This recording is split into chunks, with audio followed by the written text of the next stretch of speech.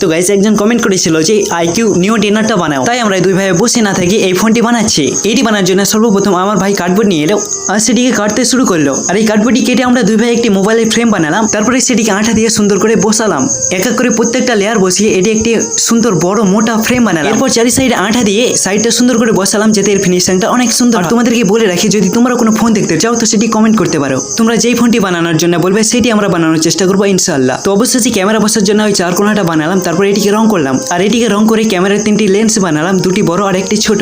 তারপর সেগুলোকেও রং করে আঠা দিয়ে এটিকে বসিয়ে লেন্সগুলো আঠা দিয়ে বসিয়ে দিলাম।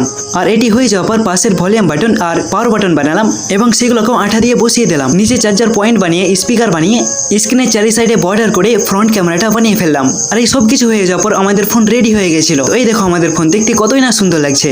তো ভালো লাগলে অবশ্যই আমাদের দুই ভাইকে এভাবেই লাইক সাবস্ক্রাইব করে সাপোর্ট করবে, যাতে তোমাদের জন্য আরো সুন্দর সুন্দর ভিডিও আনতে পারি।